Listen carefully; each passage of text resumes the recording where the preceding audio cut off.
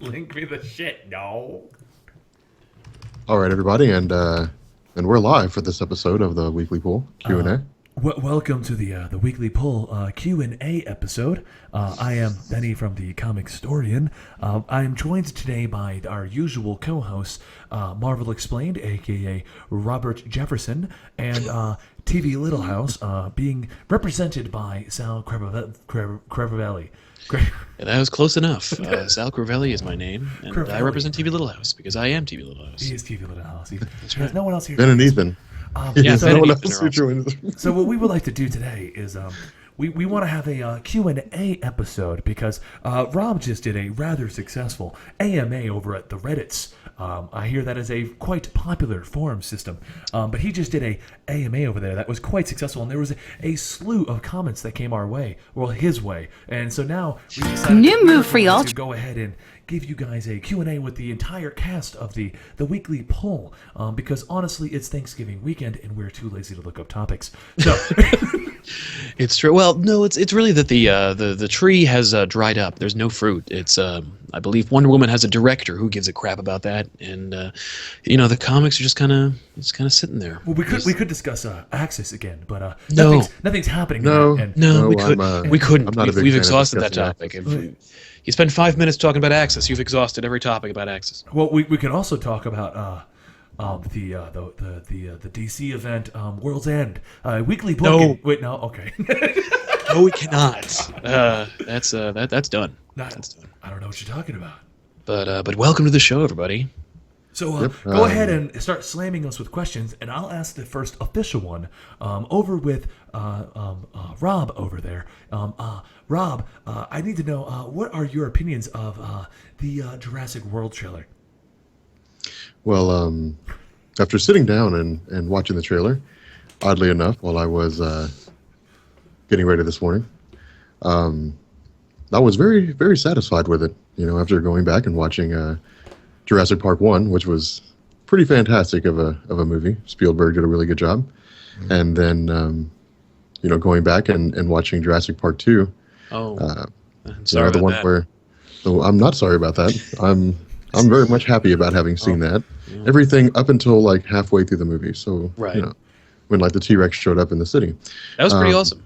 That was not That was not the pretty only awesome part of that movie. That was not very was awesome at all. Jurassic Park. I thought that was a Godzilla spinoff, but okay.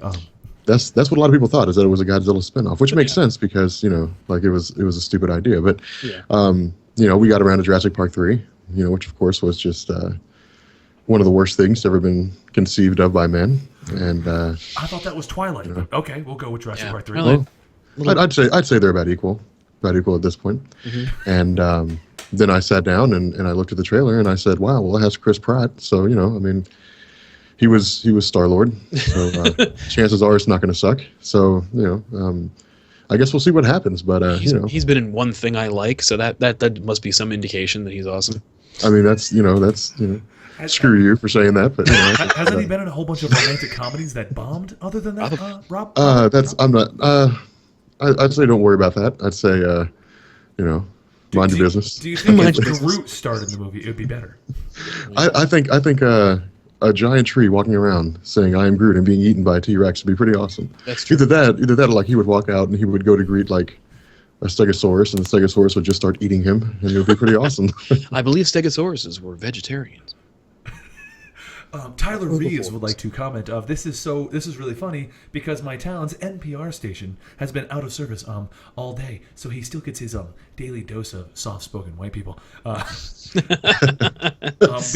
we start taking, guys, ask any questions at all. We want to go over them with you, and we will answer as many as we possibly can within our hour and a half time block.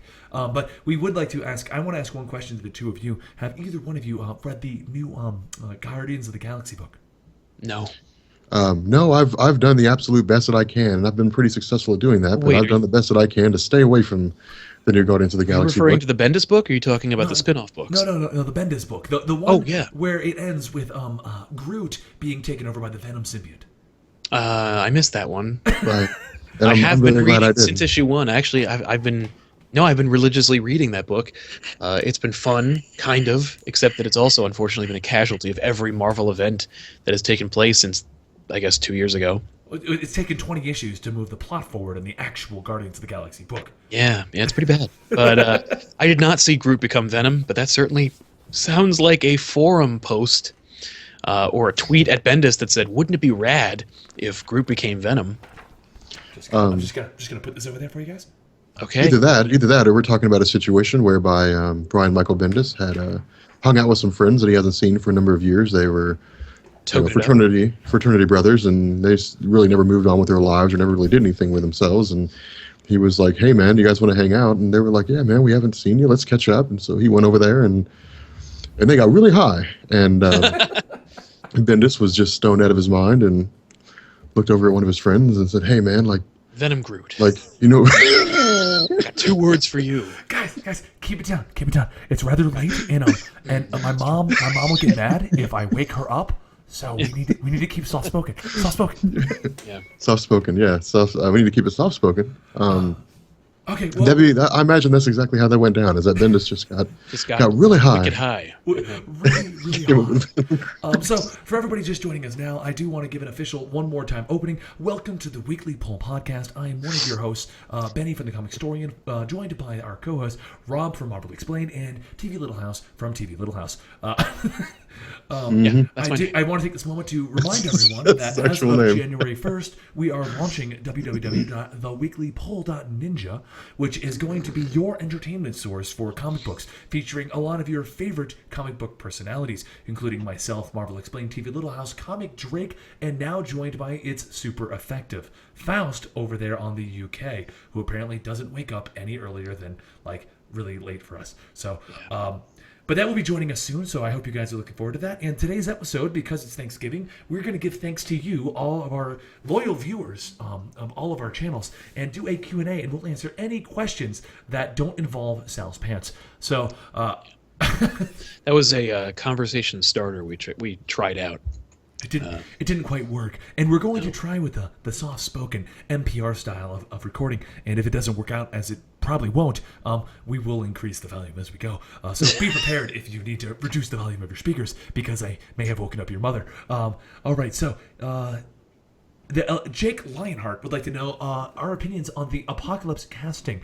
Since I am completely unaware of this, why don't you two take point in this, because you both decided to mention it at the beginning of our lovely podcast while I sip on some lovely spring water. Well, that water probably came from like a real spring too. no doubt. I'm in Colorado. Everything is legit and organic over here. So Even the marijuana. weed. No. Organic weed. No, they have officially announced the casting of the titular villain Apocalypse in the X-Men Apocalypse film will be played none other than Oscar Isaac, who's an actor I don't recognize in any way, nor do I care about. Oh my God! I also couldn't care less about Apocalypse. I think he's more of a plot device than a character, and also I think the Days of Future Past kind of Days of Future Past kind of wrapped up the X-Men movie franchise. I feel like, what are we doing? Let's just give it to Marvel. How about move on? You can't do it anymore. But here we go. It'll also undermine the ending of Days of Future Past. I don't want to spoil it, so I won't. But check it out. It's on Blu-ray now. Pick it up. Did you just plug a actual product that we're not going to make any money off of? There's no way we would ever make money off of that product. That's a that's a Fox product. Very true. Marvel, explain what are your opinions on the casting of Apocalypse? Yeah. The first thing I'd like to say is that with Sal's comment regarding Apocalypse being a plot device, I think you should just go drown yourself in a river. I think that this is going to be the most volatile NPR show anyone has ever heard in their life. True. This has been pretty wild so far. We've been pretty outrageous so far. Yeah, I can't believe that we've gone 9 minutes and not one of us has spoken up. No, it's Nope. true. I would say that that Oscar Isaac is a pretty fantastic actor, and I recognize him, but I can't place what he's ever been in. But that doesn't mean that he's not a fantastic actor. I know that what he was in was really cool. I just can't remember what it was. But you know, I'm really looking forward to probably the most formidable villain in the history of the X-Men being in a film. He's really cool, and I've always been a big fan, especially after watching the TV show. So You mean the cartoon show? I prefer to call it a TV show, but you can call it a cartoon show if you want to. I'm pretty Well, sure, the I'm pretty sure it X-Men falls under animation, which does, and in fact, actually fall under the category of cartoon show. Marvel Yeah. explained. It was a show that was on TV, so a TV show makes sense. Look, the Whatever. Japanese revere their cartoons. I don't see any. Well, this is They have, Japan. I they mean, have an this entire it was a additional TV show. genre known as anime, in which they actually do a whole bunch of cartoons, and they treat it as Well, Oh, we almost got I mean, if you guys want to be dicks about it, then yeah, I guess it was a cartoon show. But By the way, for the record, Oscar Isaacs was in Robin Hood, starring Russell Crowe. He played Prince John. Yes, he was. He was in the fantastic film Sucker Punch. He was the guy in it, and he was also in Drive. yes, he was. He was a and, henchman in and Drive. for the record, so everybody knows, Sal does not know that off the top of his head. He pulled up Wiki. Actually, it was IMDb, but yeah. Oh, I'm sorry. Your resources are much Yeah. faster than mine. So the next question that we have is being asked by Jake Lionheart. And, okay, well, it's the same guy, but we have others after this. But his question is, what is our origin story? How did we get into the YouTube Avengers casting? You know what? So, Rob, do you want to take this, or do you want me to do it?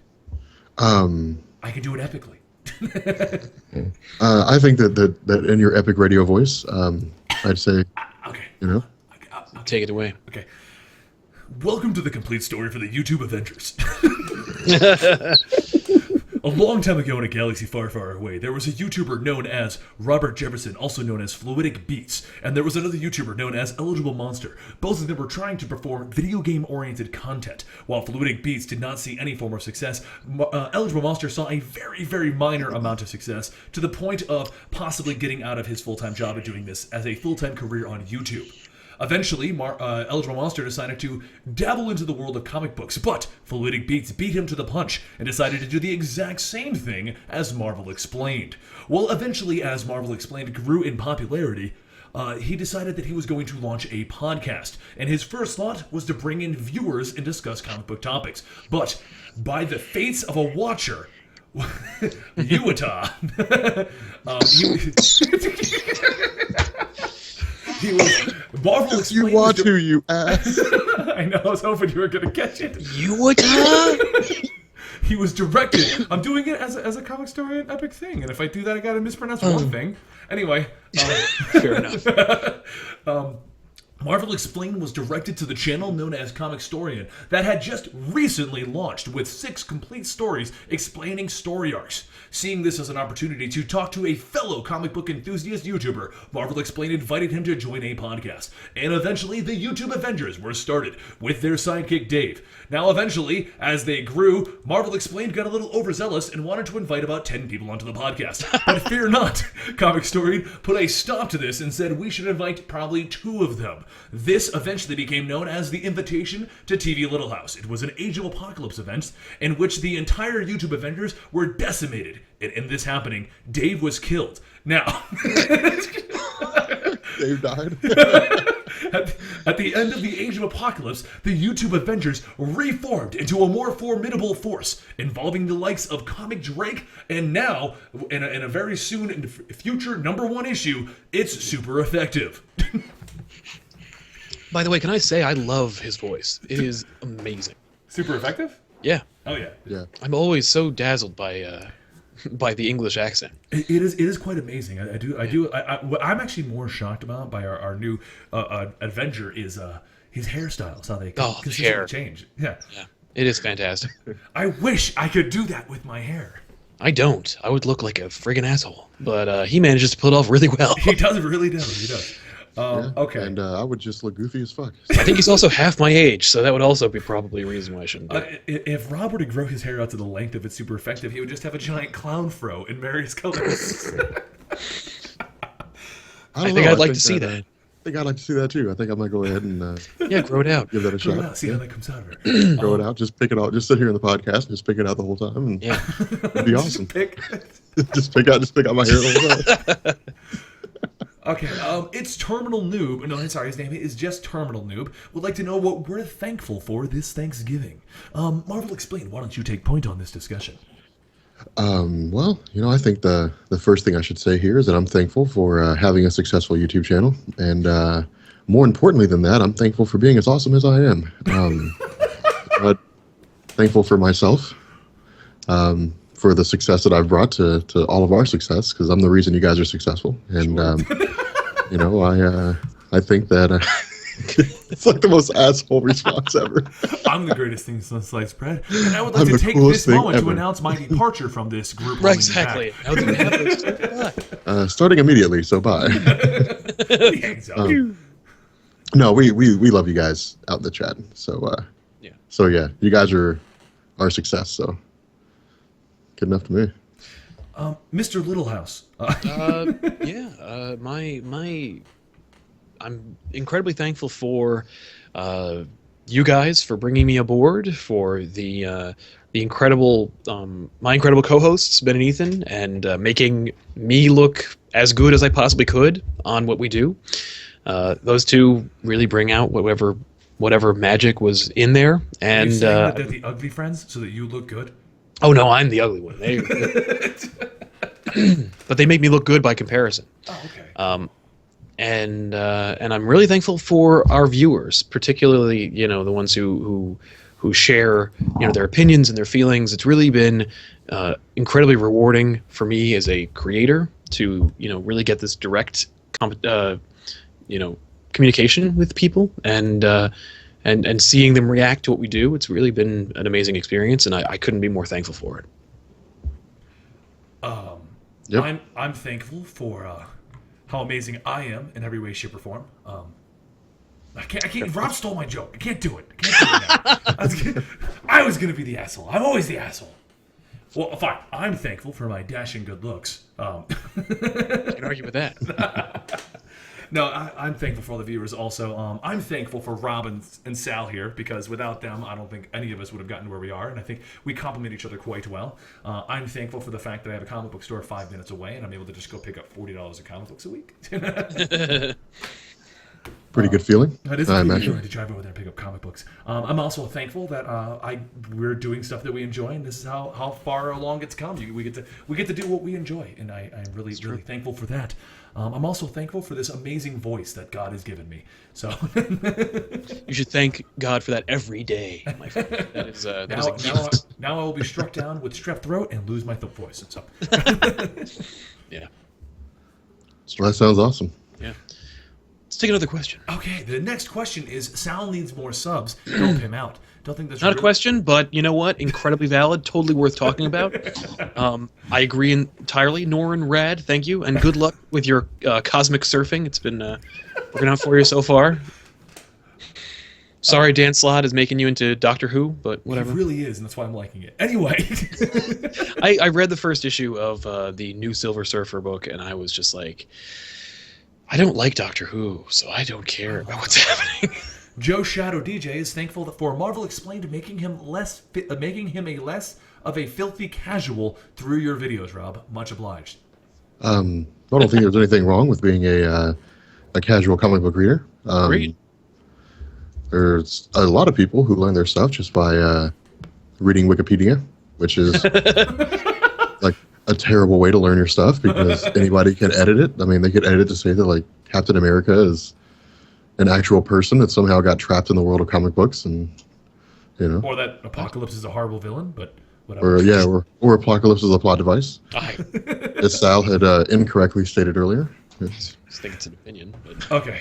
Well, there is such a thing as wrong opinions. I don't know if you knew that or not. We're all a bit quiet today, NB. Today we're doing a NPR thing. We're going to see how long we can keep these low voices. So, yeah. oh, but it's actually hurting my voice to talk like that. So, Yeah, it's true. Yeah, it is. All right. all right, it's hands All right, off. we're We're done. done.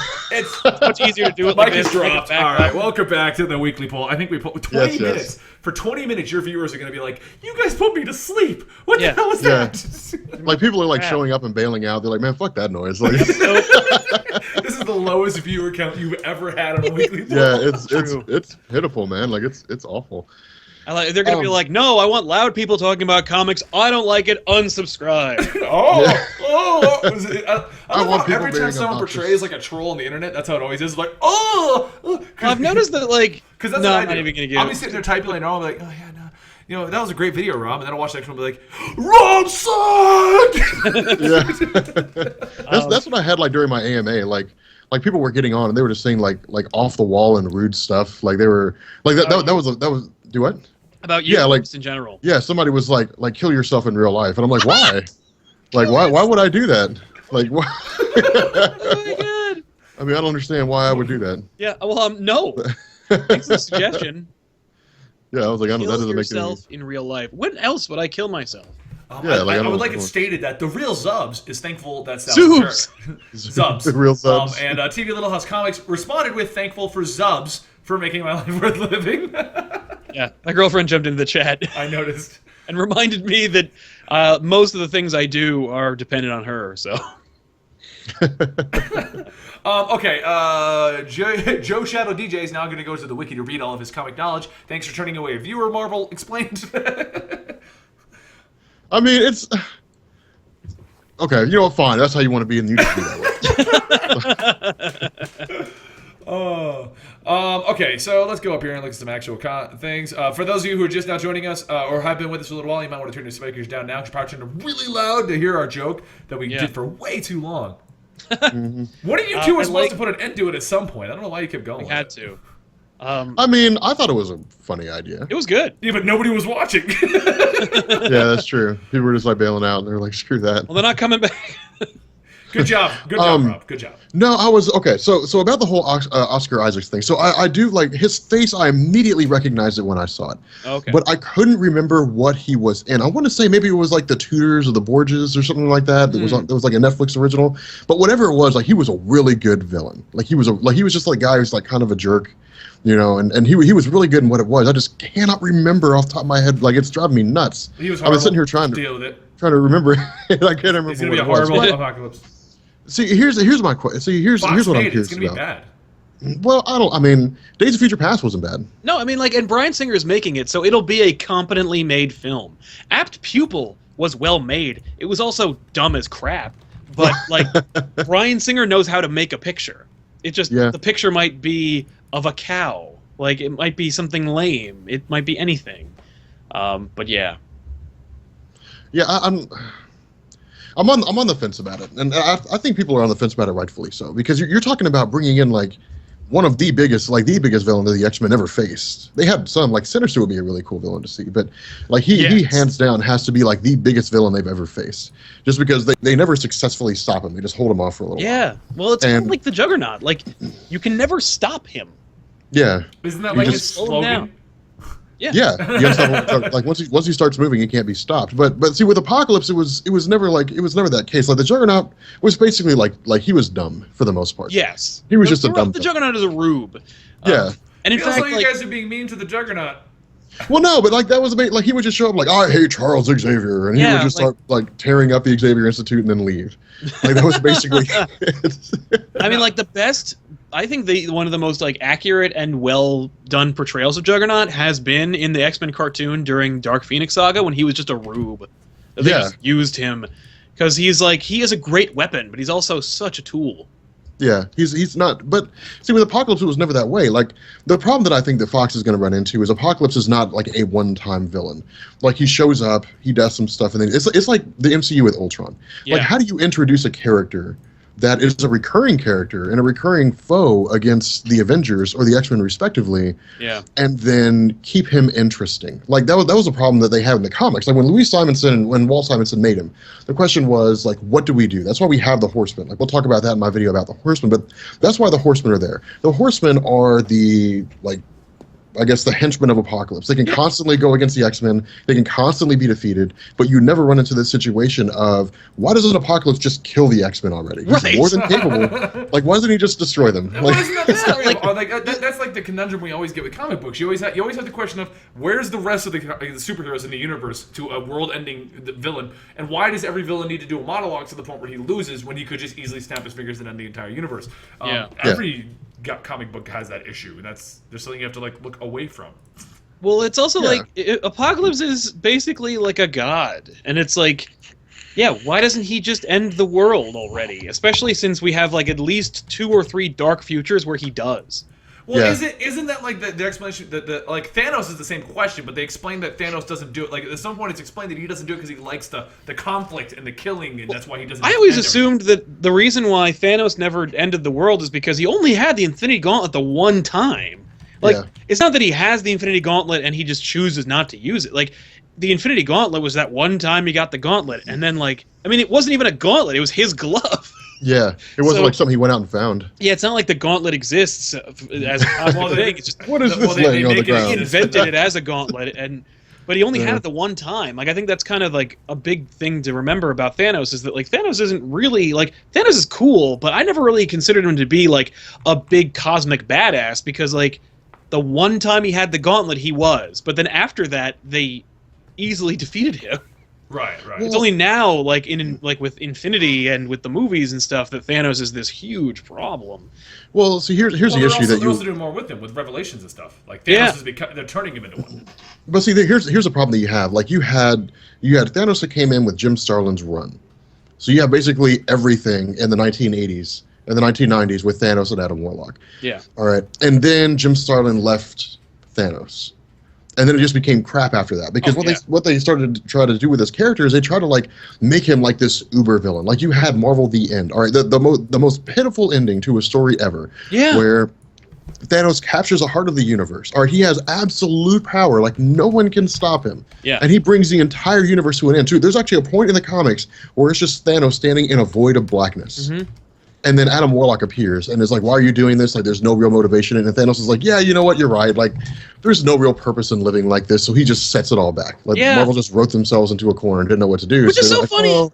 Because Yeah. that book, like, we need to tell people, like, if they don't know, because the end books are 14 years old, like, the Marvel The End series was, they knew we're never going to kill Wolverine, even though, you know, but, like, It's like they we're did never it.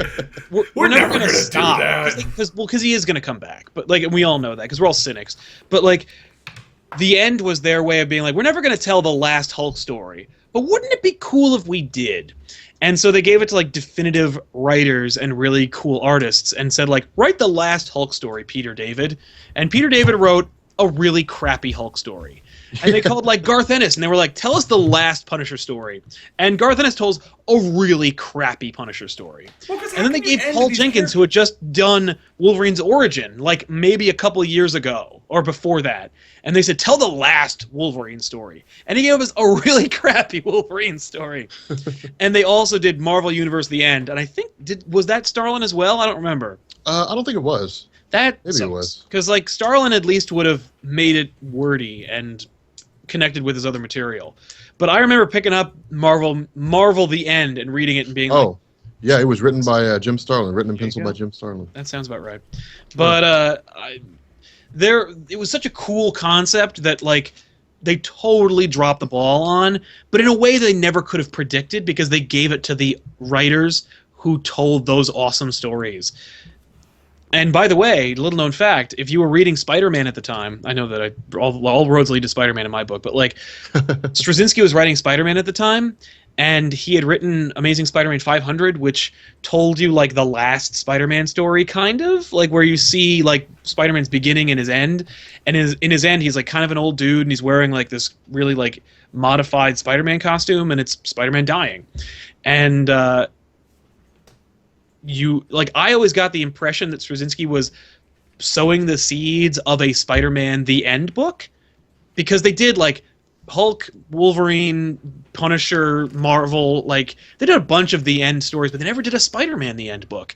And I was like, where is it? When are they going to do that? And then never came out, and then Straczynski left Marvel under less than amicable terms. And I'd always wondered about that, so I tweeted out at Straczynski one time, and I was like, did you ever plan on doing a Spider-Man The End book? Like, was that what you were doing with Amazing 500? And he was like, yes, I was. That was totally what I was doing. And I'm like, yay, thank you for telling me that. Like, now I know. Now I have Like, this that's little what's bit so of amazing about information that no one else technology. has. Like, literally, you could shoot an email or a tweet to people who've... You okay, Rob? Fuck, man, there's a moth in my house. I thought your roof was caving in. Yeah, I was like, is it like a storm? Oh my Coming God. by. How big is the moth? It's It's blocking out the fucking sun. huge, Is it man. like the Gandalf moth? Look that at how tells him big how to it get is. away It's from like the blocking the Gandalf light moth. out. Oh my God. Well, okay. Well, I guess that's a good way to say because this is technically a Q&A, and now you're going to. Yeah. But anyway, I just think that's Oh, cool. God. So Do not fly down here. So MV, Over by MVG the would window. like to know, how did he get unsubscribed from you, Rob? Were you unsubscribing your followers? No, I wasn't like kicking him out or anything. Dude, I really, really hope this moth does not fly over here. I fucking hate this. They're creepy looking, man. Gabriel Otero says Mr. Geppetto built Ultron. well, because he sings the "I Got No Strings." The Pinocchio song, yeah. Yeah. I saw that. Hakuna Matata. Have we seen the casting for Crossbones in Captain America 3? I thought it was going to be the guy from Captain America 2. Yeah, that's what I thought. It was gonna be, is. what's his He name? just mixed it up. It's Crossbones from 2. Okay. Okay. I thought that's what Marvel established. Like that guy's gonna be Crossbones. Yeah, I was like, that'd be Which kind of I'm- weird for them to just pull that rug out from underneath us at this point.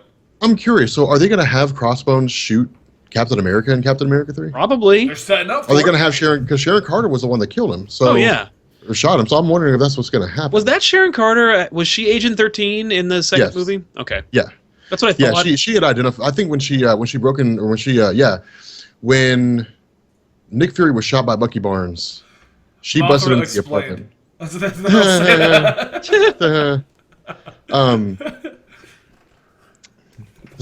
Yeah. Everyone's Blow giving smoke you at it. answers for the moth.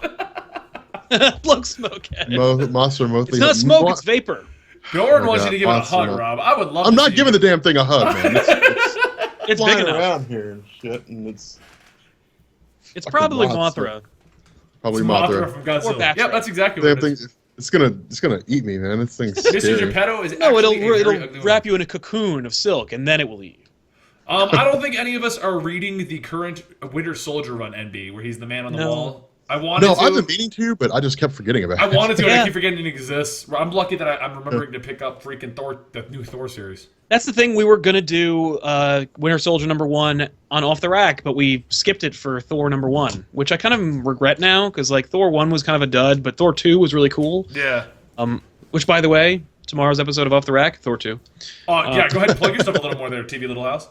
No problem. Little House Online, where you're your number one source I for comic will. book material and reviews. That's right. That's right. That's right. Anyway, yeah. So we don't, but we're not reading it. Has anybody read the Weapon X program comic? I saw that. Actually, I was looking at it yesterday. It's like it takes place in the aftermath of Wolverine being gone, doesn't it? Yeah. Yeah. Is No. it It's a follow-up. I thought it does. I thought it was like the follow-up to what they're going to do with him being gone. Because the biggest, like the Weapon X project, they had constantly like tried to capture Wolverine, use Wolverine to create other versions. So we got like Well, that's how it all X-23 ended, too. and They were so trying on. to- Yeah, X-23. Yeah. The funny thing is, like, I think they're doing the same thing they did with Battle for the Cowl and Fallen Sun, and like this crap about like who will inherit the mantle of Wolverine. How about nobody? How about Wolverine die? Here's my question though: if they're gonna do a mantle inheriting kind of thing, how can Yeah. you do it? Like Battle for the Cowl was the Batman cowl. Someone will become Batman. What are you gonna Well- take his claws? Ugh, put it in Well, my like there are a hands. bunch of characters with claws, I guess. I don't know. They do have a lot By the of way, characters with the claws. saddest thing with the Fallen Sun was their slogan, "Who will wield the shield?" Yeah. I'm like, are you kidding? Like, so stupid. But yeah, I Intern don't, idea. I don't know. So back on the topic about Apocalypse, I don't know how I feel about this. It's a hell of a go Because- back on because- topic moment. Yeah, well, you know what? Don't worry about me. So we got so far off that topic, it was terrible. This is So- a Q&A, Rob. We're not here doing topics. Well, people. Okay, so all right, Thoughts fine. on So James let's. Spader. How do you feel Okay, about Star fine. Lord Let's versus answer questions plus then. Dinosaur? Okay, fine. We'll answer I was questions gonna say we can in the talk about Q&A. podcast all day if you want, but it just sounds like you just want to rant about how he's not a bad villain, even though he's a horrible villain who's just there as a Well- plot device. Yeah. let's have a live Q&A in a podcast and not answer questions. That's what Worst I'm saying. Q&A ever. I was gonna It's say, like- we have questions coming up. Okay, so how does everyone feel about Star Lord plus the dinosaur? Whatever. I don't- I like Chris Pratt now. I don't know how I feel about the new Jurassic Park being about a hybrid crazy dinosaur. I heard it's like a half human deal. No, Yeah. it won't be a half human deal. That was an idea they almost did, Oh. where they Oh, literally they did. Oh, there's concept art. You got to look it up. Google like rejected Jurassic Park concept art, and you will find these amazing drawings, like by real movie industry artists of dinosaur men, like literally dinosaur men with like they're bipedal and they're dinosaur dudes with like guns. What? Because they had no idea what to do. It's funny because like the Jurassic Park people are like, I don't know what to do with the Jurassic Park franchise. How about you send them to the park and then dinosaurs try to eat them? Like, Oh God, here's a. Oh You wow, looked here's it a up? Darth Vader dinosaur that somebody made. dinosaur. It's pretty amazing. By the way, really quick, I was just telling these guys before the chat that I was watching. There's a really, really sweet machinima series called like Epic Battles or something like that. I can't remember what the hell it's called, but it's like, super powered beatdown, and they get like real independent movie creators with real special effects and real like cool prosthetics and stuff, and just show you a argument that we would have on the weekly poll come to life, like Wolverine versus Batman, or Green Lantern versus, or not Green Lantern, the Green Ranger versus some other character. I don't know. You mean Green Arrow? No, they did. I only remember the ones that they did Master Chief versus Captain America, and the most recent one I saw was Darth Vader versus Batman, and it looks really cool. You didn't miss anything, Ben Stuffed. Okay, interesting name. We're doing a Q&A, so any questions you have, go ahead and ask them. Yeah. I saw something similar to that with Digital Corridor just did a video in which it was superheroes versus video game universe guys. Cool. So it was like Lara Croft, Master Chief, the Minecraft guy, Pokemon dude, all fighting Ash. Thor, Captain America, and Wolverine. Okay. I think Wolverine probably killed most of those people. No, they took him out Probably. almost immediately. They lobbed the shield into his brain and just cut it off. Wow. Yeah. That'd be the gonna one say, person you want to kill right off the bat. I would assume that Ash would just catch Wolverine in a Pokeball. They Yeah. try. They try that. You gotta watch it. They do try that. He throws a Pokeball at somebody, and it's just like. Ugh. No, I have faith in Chris Pratt. Chris Pratt to me is like Ben Affleck. Not in terms of his ability to act. I think Ben Affleck's a better actor, but if he gets a good script, it'll be good. Yeah. Like if the script for the movie doesn't suck, and that's the problem. Like Jurassic Park 3 was just absolute garbage. Like that movie was just I hated it. I like It it was better than the awful. second one. No, I like the second I one. like the third one more than the first second half one, to be of it. honest. Yeah, same here. Second one has them going to. The second one's the one where they go to New York and crap, and it's like a Godzilla thing, isn't it? No, they that go to is San Diego. Godzilla. You're That is thinking of the Godzilla. Godzilla reboot with Matthew Broderick. No, that was a horrible movie in itself. Where that was a ripoff of Jurassic Park, because then like Godzilla gives birth to friggin' raptors, and it's really dumb. Yeah. Okay, here's an actual good question. Okay. Do you guys have any plans to do reviews of non-Marvel and DC comics? I'm That's gonna a let, All the time. I'm gonna let Marvel Explained go first on that one. Well, as you guys know, like I launched a DC Explained channel yeah. that I haven't done anything with yet. Oh. I haven't uploaded anything to it yet. Let's Which, by check the it way, out. if anybody in the chat is good with like graphics, like email me rob@marvelexplained.com with your ideas for DC Explained graphics for my channel. I may branch out, Fuck you, Rob. but at this point, like with the direction everything's going in and the whole like Age of Apocalypse thing that was going to take us a long time to finish, like it'll be a little while before I branch into that. But will I? I mean, I don't see why not. I mean, I think that some of those indie comics have a lot of potential in terms of like the stories they can tell and the characters in them that a lot of people just don't know about. So I think it'd be kind of cool to go back and branch out into that stuff. I mean, I don't know. Cool. Probably. You already do indie stuff over at TV Little House, don't you? We do, yeah. We're kind of moving away from it a little bit, but like I would, eventually we will be doing something a little bit more indie focused. But we do like to mix it up on Off the Rack. We did some indie books on back issues in the beginning, like we did Spawn and Gen 13. I think they may have found their day, but back when we started, those were death. Like nobody cared about Gen 13. But people remember, and I think those episodes found their audience. And I think if we did like more mainstream independent books, like if we did Bone, I think it would be good. I think if we did like Savage Dragon, Witches, I don't. Well, we could never. We did Witches on Off the Rack. I don't think we could ever do a back issues on anything like that though. Well, Where I'm like, okay, so it's really scary, right? And and then they're just like, oh, that's really uncomfortable. Yeah, and then they pull her in the tree, and they're like, what? And then it comes out of her neck, and it's just like, oh. That's not really the format, so I don't think people would really dig it. I mean, it's like I would love the idea of doing like smaller stuff in comics, like doing like indie stuff. But like I said, like this Age of Apocalypse thing is a huge undertaking. Like we got to talk about like G Nation and Factor 3 and stuff like that. Like Factor 3 was like this uncanny X-Men like goofy. No, maybe it was X-Men Volume 2. Anyway, they appeared sometime between issue number 25 and 30, and they were just kind of like, meh, whatever. It was kind of stupid, but like that kind of stuff is the stuff we got to talk about. But I mean, I think the idea of branching out into indie comics is a really cool idea, because I think a lot of people like they're like Marvel Comics, like they're curious about it, but they just don't know what to do. So.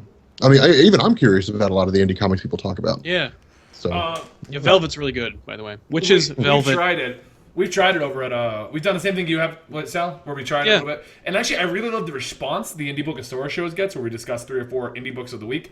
Yeah. But it doesn't get a lot of views at all, which makes it kind of difficult to rationalize putting out. Yeah. Like it gets more comments than everything else and better discussion. Oh yeah. But I also really enjoy indie books. I've been talking to a lot of indie books guys. I'm going to probably start doing some Walking Dead. Starting in the new year, I'm going to start putting in some more indie book stuff. So like indie books that aren't really indie, They're more high profile indie books. Yeah, exactly. Yeah. So more high profile ones are the ones that are doing well. I'll probably do some Know Your Universes on them. Maybe do some condensed storylines. I thought about doing Witches, but I don't know how. It's kind of like trying to tell the story of like. A versus book, and like, okay, they fought, and lots of blood, scary. Right, Ooh. like, it was really scary, and then I freaked out. Like, and then I had to turn the lights on, and then... Yeah, exactly. This could be appropriate. Let's throw it out there, but, like, I don't know about, like, Benny, we have dealt with reviewing and talking about indie books. I have received almost zero support from indie creators in promoting their books. We've gotten more support from Marvel and DC, who you would think would ignore us, right? Like, and they don't need our help. Like, they send at the us end of the day, and no one's gonna like. And... Yeah, at the end of the day, they're gonna buy a Marvel book, but like, they don't need us to sell Spider-Woman. But, yeah, like for whatever reason, like we did Trees. We did the Judge Anderson from 2000 AD Press. Like, we did a lot of independent books, but higher profile stuff, and zero support from the creators themselves, which kind of kills me because, like, 2,000 purchases of an independent book is the difference between a A-list independent title and total obscurity. Like, if 2,000 people bought one copy of not Witches, because it's Scott Snyder, but like Low's a great example, because Low's a great book, but no one's Low. Yeah, if 2,000 people bought Low would, like, the creator of Low would freak the hell out. 2,000 people might watch an episode of one of us doing a review of Low.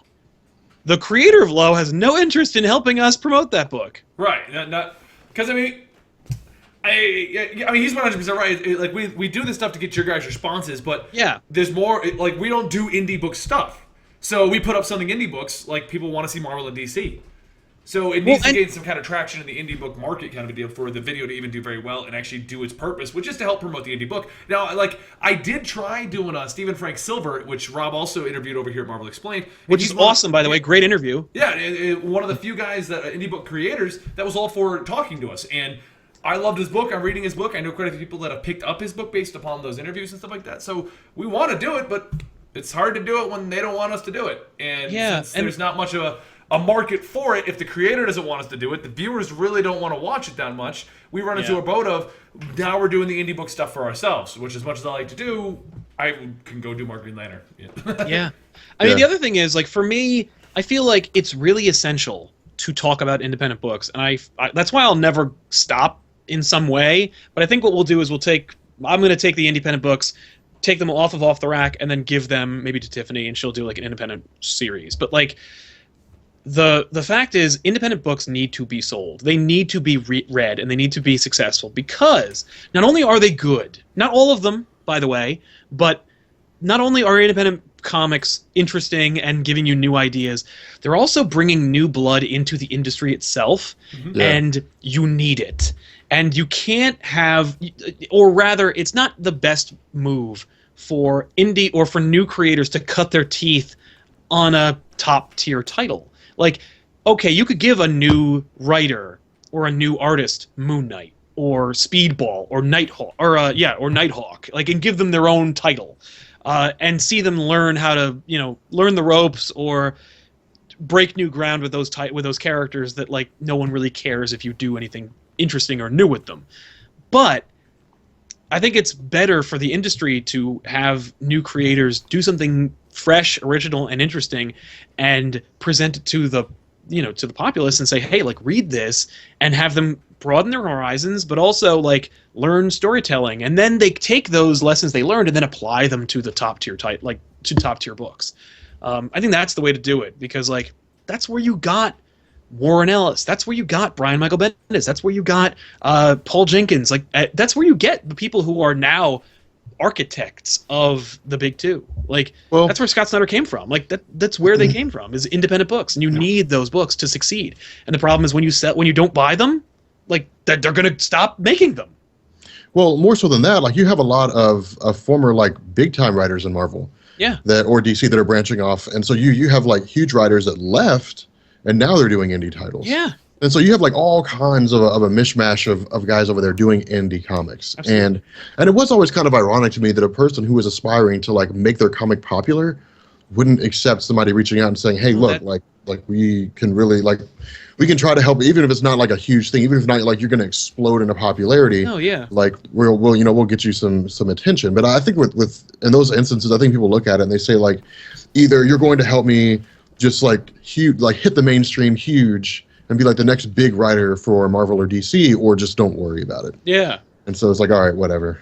Yeah. So I think we've gone on a pretty crazy tangent to that question, but the gist of the matter is indie books are a weird thing where the creators don't care that we do them, and you guys don't want to watch them half the time. So that's why it's an iffy thing for us to go into, because as much as we enjoy the indie books, we still need to maintain content on the channel that people want to watch. That's just simple it. I mean, the channels are not tiny channels, so we don't.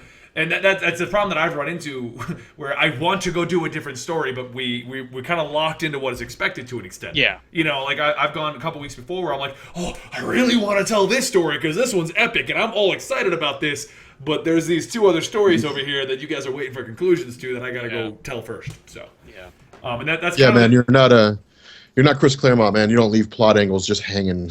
Speaking of which, really quick, let me just connect. I got a list of questions, but go ahead. I know. Let me just connect really quick.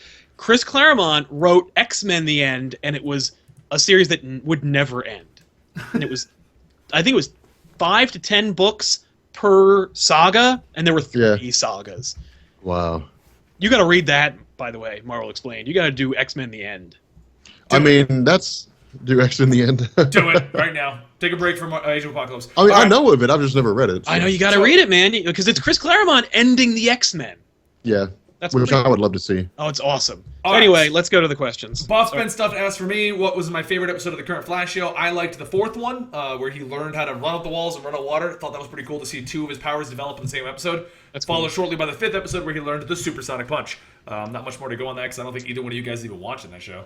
Nope. Can't wait for the next episode, which I think is today, actually. But anyway, then we have a question for, I'm assuming Marvel Explained because it's a Marvel-centric question.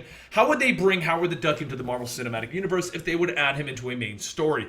What needs to be done to make that work? And since you're the only one of us that knows anything about Howard the Duck... Yeah. God, I hate Howard the Duck. It's getting a new book. I know. And I'm never gonna buy it. No. I don't know. I mean, if they're talking, if okay, let's say for example that Kevin Feige said, okay, let's bring in like Marvel, or let's bring in a Howard the Duck into the MCU, like make him more than just a character that shows up at the end of the credits. Yeah. I mean, you've already got a basis for that. They can just build off of Rocket Raccoon. Rocket Raccoon, as they explained it, is a product of genetic engineering and experimentation. With Doctor Strange, they could explain that. They could say he's the result of just somebody manipulating magic and just turned a bipedal duck into a guy that walks and talks and drinks alcohol and smokes cigars. I don't know. I mean, they could do it a multitude of different ways. They could stick with the Marvel Comics version and say he just came from an alternate reality where everybody's ducks. There's Duckman. I mean, there's Duckman. I mean, I miss Is Darkwing Duck Duckman over there so also? No, It's that's Warner Darkwing Brothers. Duck. Oh, no, it is Disney. So yes, Yeah, Darkwing yeah. Duck is now in there. I really want to see that. I want to see a movie with Howard the Duck and like his arch nemesis is Darkwing. Like that would be amazing. Like Darkwing just shows up. Since this kind of goes back to what you guys are just talking about, what do you feel about the future of the X-Men? Man, I don't know. What The X-Men have lost their way. I like the old new X-Men, but that pretty much has nothing to do with the original X-Men that we all know and love. Yeah, here's a problem that I think Marvel has with the X-Men. I think obviously with Fox having the rights to the X-Men, Marvel's doing the same thing with them that they are with like Fantastic Four, where they're just kind of relegating them and giving them crappy stories. But even then, like even before this came a thing where Marvel was like, you know what, let's just like basically screw over all the characters that we don't own in the movies in the comics. Let's just like, you know, whatever, segue them, throw them in the bag, shuffle them. Who cares? Yeah. But I would say. Wow, you seem like already defeated. You haven't really talked about it. No. I got a text message. Here's the problem with the X-Men. All right, and pardon me because I might go on a little bit of a rant here. Here's the problem with the X-Men. All right, we talked about this in X-Men Explained. Stan Lee and Jack Kirby made the X-Men. The X-Men floundered. People just didn't really care about it too much. Chris Claremont came back, revitalized the X-Men, did it for 17 years, and made the X-Men cool. Yep. Claremont leaves, Jim Lee makes the X-Men cool for like a year, and then Jim Lee leaves. Yeah, Jim Lee's gone. I mean, X-Men Volume 2, issue number 1 is the highest selling comic of all time. Yeah. So it's a huge deal. Well, for the record, Jim Lee kind of went to a really good career at Image, which then led into pretty much like co-running DC. So. Oh, yeah. I know. I don't think he made a stupid decision at all. I'm saying leaving. Yeah, I'm saying he's like currently the biggest guy at DC and artist-wise. You know. By the way. Yeah. His without Jim Lee doing X-Men, Jim Lee has no career because the Wildcats are the X-Men. Like, look at Wildcats and then tell me that isn't what he drew during the 90s X-Men era. I've heard that. I mean, it's just... But be that as it may, like, after Jim Lee and Chris Claremont left, Marvel just didn't know what to do with the X-Men. I mean, you had, like, Marvel... See, here's the problem that Marvel had. You had the Mutant Massacre event, which was huge. It was the biggest crossover that people consider Marvel ever had with the X-Men related titles. The first one, never saw anything like it before. Marvel saw the popularity and said, okay, let's just start doing X-Men related crossovers. Extinction Agenda, Fatal Attractions, so on and so forth. And it just kept going that way. They were good, but it just kept going that way. The problem is crossovers, like we talked about last time, crossovers became too huge of a thing. Yep. And it got to a point where the X-Men lost their identity, where what it was that made the X-Men cool began to go away. The split-offs, the splinter groups, you know, Generation X or Gene Nation from the Morlocks and stuff like that, they stopped being interesting. And so it got to a point where Marvel had this group of mutants, and the question is like, what do you do with them? Like, how often can we really have the X-Men fighting the Friends of Humanity? Yeah. How often can we really have the X-Men just struggling to go against? Because here's the issue. The X-Men were huge back in the day when, like, racial issues were a big thing. And it's kind of a big thing now, but not so much anymore. Yeah. Like, it's, you know, with the exception of things or what's going on in Missouri, like, it's not a constantly thrust in your face kind of thing. And so, like, juxtaposing X-Men and their struggle against humanity with, like, racial struggles in the United States is just not a thing anymore. And so, like, Marvel just doesn't know what to do with their character. They don't know what to do with the X-Men, I don't think. And they're just kind of throwing them in these situations, and they're like, well, let's cross over the Avengers and the X-Men with X-Men versus Avengers, you know, and it's just like, okay. And that's it. You know, I think they try to make it cool every once in a while, but honestly, I think Marvel just doesn't really care about the X-Men that much at the moment, which is why you see them focusing on so many other things, like Moon Knight and so on and so forth. I think the biggest problem with the X-Men is they've tried to make other X-Men prominent by doing things like shuffling Cyclops off to jail because he killed Professor X, getting rid of Professor X, removing Wolverine from the core X-Men group and making him go kill himself, you know? Like, a lot of the core people just aren't there anymore. I mean, that's proven by the fact that the current Jean Grey schools, I think the original cast has Bobby Drake and Hank left. Like, out of the originals, that's it. Yeah. So... Which, I mean, to a degree is to be expected, but and Marvel experimented with the idea of, like, bringing in new X-Men, including new X-Men and so on. But I think, in all honesty, as much as I love the story, do you know what I think? I think Marvel shot themselves in the foot with the House of M. Like, I think they screwed up with the House of M. I loved the story. I loved the element.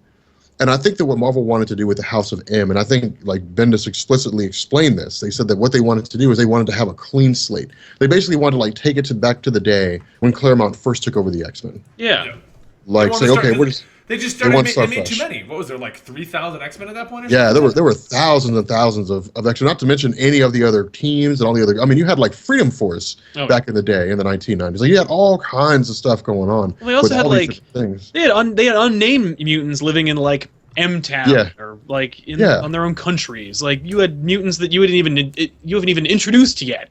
Yeah. So yeah, the place is I calm. mean, you had guys like Mr. M, like this super obscure guy that could warp reality, and he just lived in an apartment in M-Town, in Mutant Town, and just like worked on electronics. Yeah. And fixed people's stuff. Like that's it.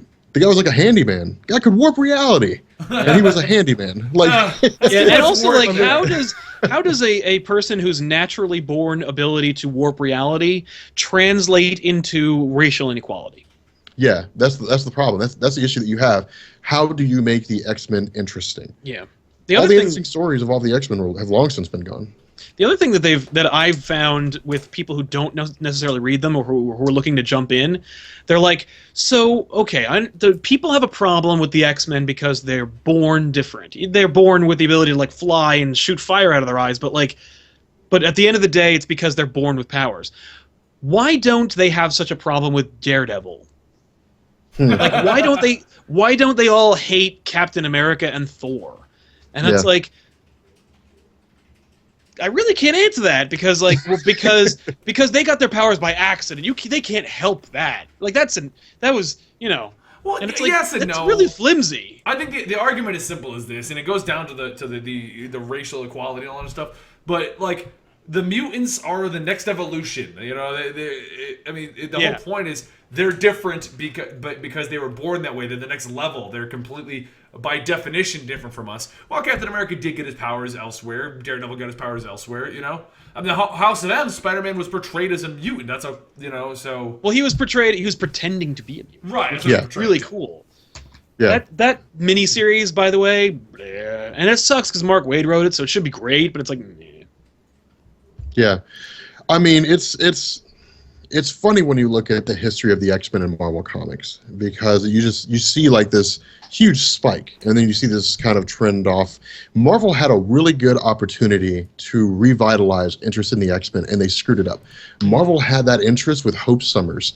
When Marvel first introduced Hope Summers, the question was, is she going to be good or is she going to be bad? Is she going to be the catalyst for Bishop's future, or is she going to actually like help save lives? Yeah. And instead, they were just kind of like, Phoenix Force is coming back, Avengers versus X-Men, done and done. And it was like, okay, like way to totally screw up. When we've talked about when we talked about the end of X-Men versus Avengers, people were like, so what happens with Hope? And I'm like, not much. No. Yeah, that's it. She's just an angsty teenage kid that nobody understands. Yeah, isn't she just hanging out in Utopia now? Like she hasn't been a part of nothing since then. She's like Jubilee from the 90s with more power. Like that's the best way I can think of Jubilee describing it. never did anything interesting. Yeah, that's true. I have a question though, because this is from me to you guys. I like Hope's costume, but where does like superheroes get off going like, I want a costume and I want it to look ripped up and torn like I'm out of the Dune show movie? Oh, it's that derelict fashion style, man. Derelict. Like I don't understand that with Hope. Like she has like a normal costume and like the shawl that's torn and ripped. Yeah. Like, Well, maybe it's like a remnant. Maybe it's like Superman's cape, and it's like it's the blanket that Cable wrapped her in when she was a baby. That's why it's tore up. Yeah. I mean, okay. it's crazy. But I don't know. So you're saying that the X-Men were written for a demographic that doesn't really exist anymore? Pretty much. The X-Men were founded in a time and like enhanced in a time that people can't relate to anymore. Yeah. And so Marvel just doesn't know what to do with them anymore. No. Or at least they don't know how to make them more relatable.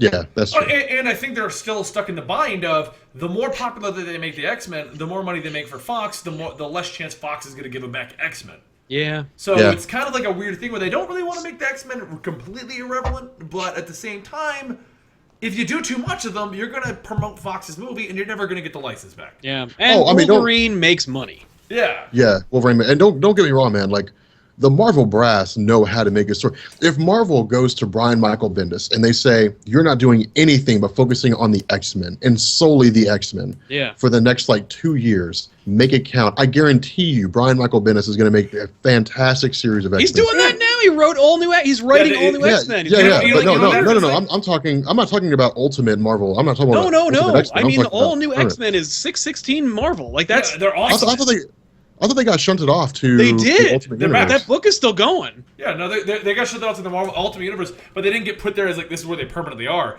They got warped over there with a oh no, how do we get here and how do we get back? Bendis does have the X-Men. He actually said thought... he quit. He was like, I'm done with Avengers. I want to do X-Men now. And Marvel's like, it's yours. And he's like, I don't really know what I'm doing. Yeah, he just did all new No, X-Men. I thought they sent him. See, I haven't kept up with all new X-Men. I have all new X-Men. I just haven't kept up with them. I quit. It's boring as hell. It's gone really downhill ever since the original Sin.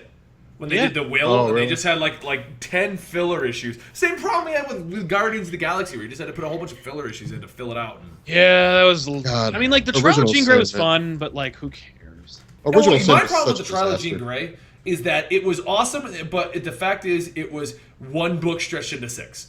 Yes. With a lot of just sitting in chairs going, I don't know why they want to kidnap you, Jean Grey. Do they know that you're a new person? Oh my God, they do know. What are they doing? That's pretty much, that was it for. Yeah. I hated the trial of Jean Grey. Oh my God, Jean Grey, like you're Jean Grey from a different dimension and like a younger version, right? Yes, I am. Okay. You have the ability to possess the Phoenix Force, right? Yes, Are you the same Jean Grey that died before? No. Well, you could be, so we're just going to put you on trial. Also, never mind the fact that they killed the Phoenix. Yeah, I was like, this is dumb. Yeah. What is your mug there, Rob? What is on your mug? Oh God, this is WrestleMania 30. Yeah, man. Sweet. Yeah, it was exciting. Okay, yeah. I don't know if my chat's broken or we're not getting any questions. No, we're not getting any more questions. Oh yeah, I guess that's it. All right, well, I guess we'll see you guys next week. And people don't care anymore. People are like, whatever, don't care. Yeah, and they all left. Well, you guys are already boring. You're boring. So somebody asked a question: have we ever thought about writing our own comic book? Oh, Sal does it. Yeah, but I mean, like the three of us creating a comic book. Doing our own book. Oh, the YouTube Avengers book. What? While trying to make videos, a tsunami hit. They used their powers of interrupting, of talking in a sexy voice, and of gathering friends to combine their efforts into... I mean, like if I made a comic book, like if someone made a comic book about me, like it would suck. And you want to know why? Because it would be like... It would be like me getting up at like 8 o'clock in the morning and then like sitting down in front of my computer and then just like reading comics and like verifying my information's right. Talking to Benny every once in a while. I'm here. Stopping and getting on Facebook. You know, checking caffeine. Twitter. I'm like dying over here. I'm having a crash. Yeah, like drinking some coffee and just kind of like, all right, and then, like going to get some food maybe and. This is a question. It wouldn't be too exciting. You're boring me already. So this question is going to lead to a discussion. I know it will. So I'm going to set aside 10 minutes while they give us more questions. All right. What do we think about the Dr. Doom as a internet troll blogger? God. Okay. I was like, okay, I'm going to give Fox the benefit of the doubt, or Warner Brothers or whoever owns the rights to the Fantastic Four in the films. I'm going to give them the benefit of the doubt. I sat down and I said, okay, we had the original Fantastic Four movie, and I was like, movie was kind of crappy, but they could segue into something better. And then we got Rise of the Silver Surfer, which was absolute trash. Yep. And I was like, okay, maybe they've learned. Maybe they've learned that like they suck with what they've done so far. Maybe they like fired the screenwriter and they said like, you suck at making movies. You suck. And they said, they said let's sit down, let's actually think about making a good movie. And so I said, okay, like this is gonna be decent. Like we're gonna have the ultimate version of Johnny Storm. I don't know why, but like it's gonna be decent. I don't even mind the interracial stuff, like having I don't care. I was like, that's cool. Like they'll be more progressive. Like they've got Michael B. Jordan. He was really good in Chronicle.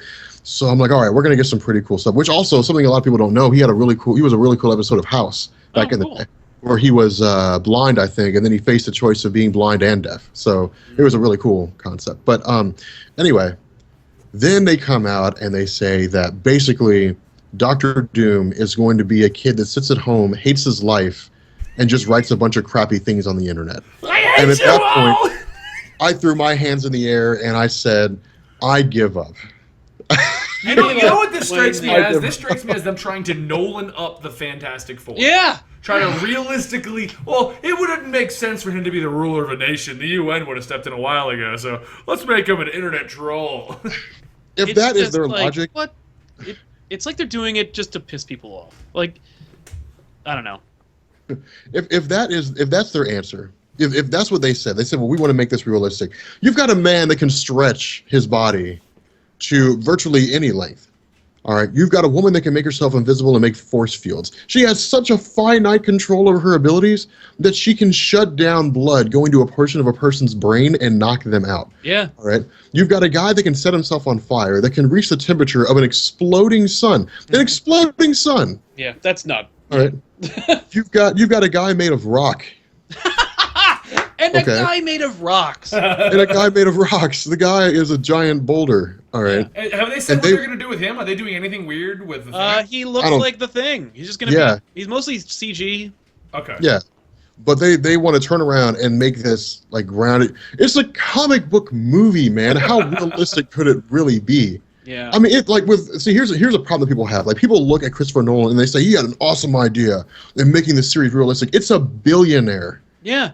He can afford to do that person. stuff. Yeah. He can afford to do that stuff because he's just got so much money. Yeah. I guarantee you, if Bill Gates really wanted to, he could do what Batman's doing. He'd die really fast. Oh, he'd be but dead. he could do what Batman's doing. He could afford to do that. Oh, okay, I'm just going to buy like military grade parts. Yep. Then I'm going to buy military grade vehicles that they've disregarded. They have no real need for. So I can probably buy it really cheap. Yeah. I mean, they could afford to do that. Like you can't do that when you have characters that have exotic powers that come out of their hands. Like, you can't do that. But no, he's not actually make it stretching. realistic. It's robotic stretching powers. It's not, but that's... Yeah. No one goes to see a Fantastic Four movie or to see even a Marvel Comics movie to see something grounded in realism. No. They want a little bit of realism and a lot of imagination. Yeah. That's what they want. The only good part of it is that it will tank. And then Marvel will get it back. That's what I'm hoping for. I'm hoping this is Fox saying, you know what, the hell with it. Just fail. I needed to fail. Like my reaction to Doctor Doom being an internet troll nerd is like, good. Fuck it up. Big time. Like, please, so that we can just have it back, because clearly like Fox said no to a deal Marvel offered them, which prolongs the ability for Galactus to show up, which prevents us from being able to see the Silver Surfer arrive, which keeps us from having Doctor Doom fight Iron Man. Like, fine. Fail. We'll go see Doctor Strange, we'll go see Captain Marvel, we'll go see that awesome Infinity War crossover movie, and then we'll have the Fantastic Four back. That's what I want to see. I want to see Infinity War Part 2 come to an end. I want to see the credits rolling. All right, and then I want to see a 30-second clip, and I want to see Reed Richards. I want to see Reed Richards just working in his laboratory. Yeah, he didn't even have to be doing anything specific. No, just a man with dark hair and white stripes along his head, just like furiously typing away, and all he does is look up at the screen, look up at his computer screen, and just keep on typing, and write an equation down, and I would be over the moon. Oh, dude. Here it is, right? It's a push. It's a pull out from the back of his head, right? And you just he's in a lab coat. You don't really know who it is, but he's at this crazy, amazing lab. It looks like a computer station, and it pulls back, and you see it's a dude in a lab coat sitting in a work chair. And you're like, okay, but it pulls back more, and it gets wider and wider, and you see his lab table just keeps going over and over and over. Like, it just goes bigger and bigger, and you're like, that's a big lab table. And then, right when it's at its widest, he reaches over and gets it. And then brings it back. Awesome. So you don't have to cast him. It could be, you're like, there he is, he's in the movie. So you're we're going to do it, and then later they cast him. So you're already planning the 30-second bumper that probably will never happen. Or will. Maybe, I hope, you know what, negativity is not needed here, Benny. You got to stay positive. We had a guy comment about Nerd Sync Productions. We're going to bring on the podcast. We are in talks with him, just so you guys know. We've been talking with him. He may join us, he may not. We don't know. Kind of depends on him. But if you want him to show up, go to his videos and be like, the Weekly Pull sent me. They're so much better than you. No. If you ever want to see anybody appear on this show, the best way to do it is to ask the people you want to see on this show to be on the show. Tell them to go to Marvel Explained, go to Comic Story, go to TV Little House and say, I want to be there, and have them show up. So you just go to their channels and leave comments. Hey, I want you on the Weekly Poll. Have you considered talking to Rob from Marvel Explained? Yeah, tweet at them. That works too. Where is Marvel on current politics? For current events and yeah. No, we're not doing Ferguson or politics. Marvel is known for tracking current events, like especially in their politics. But here's the problem: that was largely Fantastic Four stuff. Fantastic Four followed current trends, and everybody else just kind of fought amongst themselves. But because the Fantastic Four are non-existent, Marvel's not basically doing that. Yes, that is actually a good question. Buff Ben Stuffed asked, will we ever see the follow-up to the end of the book Spider-Men? Hold on, is it Buff Ben Stuffed? Yeah. That's from He said you would know. That's from 2001 when the WWF bought WCW. He said you would know it, yeah. Nice. The end of Spider-Man has Peter Parker Googling Miles Morales, and he's shocked to see what Miles Morales is in our universe, the 616 universe. I would love to see a conclusion to that, because that was, 3 years ago? Yeah. I was like, oh, this is going to be great. We're going to see, but no, we haven't seen shit. Nope. Apparently, Bendis has said that he is going to do a sequel, and it will directly address that issue. I hope so. I was kind of hoping Spider-Verse would maybe touch on it finally. Yeah, it's not. But they're going to meet up again. You'd think he'd be like, oh, hey, they did. Miles. They already met. Yeah, they literally already met in Spider-Verse, and he's just like, Miles, let's go. Yeah, he's like, Miles, what's going on, man? By the way, you're a serial killer in my universe. Anyway, let's go. Yeah, he does not say that. I mean, yeah. There's one thing Disney does right. Fantastic movies. Yes. Ha ha ha ha ha ha ha ha ha. That's what Buff and Stuff said to you. We had some questions that were earlier, but let me... I'm trying to find them. That's why I'm just kind of reading stuff right now. Do you think DC will create a DC cinema to handle their movies? Whom, from DC, a filmmaker or two, would you recommend them running it? DC's just doing it all wrong, so I don't know. Yep. Everything they're doing is wrong. Like, here's what I would do. I still want to know why they aren't tying the TV universe into the movie. It's a multiverse, Benny. Fuck it! Give it! I know! DC could easily be the goddamn kings of the movie, TV. They've got 3 shows. We got 2 right now. We have a third one fucking coming out that's already tied in. We have Constantine, who kind of is, kind of isn't. Canceled already? Yeah. Constantine got canceled. Well, the TV show got canceled? They halted production. Okay, well, we still got 3. We still got the show's Arrow, been out Flash. for like a month. I know. We still got Arrow, we got Flash, and we still have the already pretty much casted out Supergirl show. Yeah. You've already got it established. You could throw away all your previous crap. Throw it all away. I don't care. Go with those 3 shows and do the new cinematic universe. Combine the freaking 2 of them. If you don't want Grant Gustin to be your Flash, just keep the Flash in the goddamn costume and have him run the freak around. No one would ever know. Yeah. All right. Here's what I want to see in like with a DC cinematic universe. I love the Marvel Cinematic Universe. I love it. It's amazing. It's awesome. But the Marvel Cinematic Universe is high profile, explosions, lights, glitter, all that kind of cool stuff. Which is fine. I want to see a DC Cinematic Universe. I want to see toned down. I want to see dark. I want to see drama. I want to see Christopher Nolan DC-like movies. Imagine if Christopher Nolan That's what they're doing. He was the producer on Superman. Yeah, but I'm saying imagine if Christopher Nolan had made, like if he was the one actually that wrote and directed Superman the same way that he had done The Dark Knight. No. Could you imagine how awesome of a story that would be? Could you imagine Christopher Nolan trying to make Superman realistic? No. He doesn't need to be realistic. Like if Christopher Nolan stuck, because here's a problem that you had. When you go back and you watch The Man of Steel, you see Christopher Nolan in there for the first half of the movie. Everything that went on with Krypton. Then when Superman gets to Earth, everything after that is all Zack Snyder. Like that's when you see the difference. Like that portion of the movie when you're talking about Krypton and everything that's going on and stuff like that. That was like the best part of the movie because you were focusing on the actual people, like them as actual people. Like you're focusing on Russell Crowe with the fact that he's basically saying like there's nothing we can do now. Like it's too late. You're talking about Michael Shannon, who's like, my sole job here is to keep this place protected. And you guys have screwed it up. Yep. Like while you guys sit around debating all the time, like things are getting worse and worse. And we've literally got less than a day before this planet blows up. I mean, it was really, really cool. And that's what I loved about it. Like a Christopher Nolan staying true to the roots of Superman, but giving Superman a darker story, I think, in the movies would be fantastic. Like I would love that. That's your problem right there. Superman isn't a dark story. Superman is not a dark story. Superman is hope. They went as dark as they could possibly go, and I think they kind of crossed the line a little there. I mean, the whole message of hope is still there, but I don't need to see a sad and emo Superman running up to the shore stealing some clothes because he doesn't know what to do, you know? Everything about Man of Steel... I don't want to see an emo Superman. No, but you did. Like, everything about Man of Steel is bad and wrong. Oh, I don't think so. Everything. I loved it. There's... People know the story of Jesus... They know the story of Moses, and they know the story of Superman. Okay? Superman... Did you just put Superman on par with Jesus and Moses? Pretty much. Yeah. That's exactly what he said, yeah. He said Jesus is a religious figure. Yeah, Superman is a religious figure. Like, not in a way where people worship him, but, like, he is a myth that is used to inspire people to be the best they can be. That's Jesus. Like...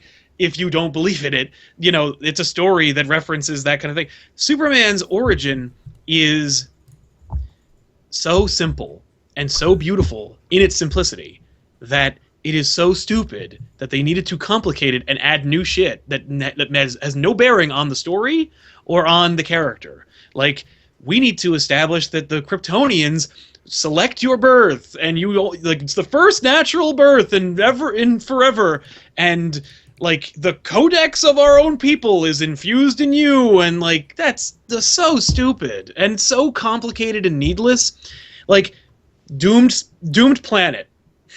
A kindly couple Superman. That's all you need. You don't need all this garbage. Or Christopher where Jor-El rides dragons and, like... That was pretty awesome, him riding a dragon. I'm just saying. No, it's not. I thought it was. It was like, if you want to watch someone ride a dragon, go watch Dragonheart. But I'm watching a movie where a guy has a cape on and he flies. I don't need a dragon. I have Superman. Like, we don't need... But what if you had Superman and a dragon? Then you have a complicated pile of crap called Man of Steel. What if he rides a dragon and names it Crypto, and we don't? Why would he ride a dragon? He can fly. Because why wouldn't you ride a dragon if you had one? Because I can fly. It would be a hindrance. But wouldn't you eventually get tired of flying? No. Yeah, I would. See, Rob and I would agree. never get tired of flying. I would get tired. You're like, you know what? Like, I'm bored of flying. Like, I just want to ride his dragon. I mean, Superman, dude. You're talking about a story where Superman would be riding a dragon. Like, imagine that. Like, you've got Lex Luthor like wreaking havoc in Metropolis. Superman rides in on a fire-breathing dragon. That's not called Superman then. That's called something else. I think it's good enough. Cool. Good enough. That's something else. That's called Transformers 4. No, that was on a T-Rex. Get your mythological creatures. Oh, yeah, because T-Rexes are not mythological, as proven by Jurassic Park. All right. I get a dragon, but like it's not. So Superman. Rob, whatever happened to the moth? I imagine it eating a sandwich. Oh yeah, and watching your TV. Did you kill it or smoke it out? Man, somebody really had to say that shit. I forgot about it. Wherever it is now. Did you vape it out? I didn't vape it out. Wherever it is now, like this room is so filled with vape right now. It's so filled with stuff. I can see you like fish boxed yourself. Yeah. Fish bowl. Like I'm vape boxing inside my own. See, Crypto the No, Dragon. I have no idea what that moth is, and I'm not going to worry about it because screw that moth. Hawkeye and Green Arrow would be an amazing Marvel DC crossover story. Yes, I agree. Avengers versus X-Men or Avengers versus JLA. You see that, and it is great. It's as great as you imagine it. Sal is a Superman fundamentalist. Yes. How to Train Your Kryptonian. It should be a movie that we get. Yeah.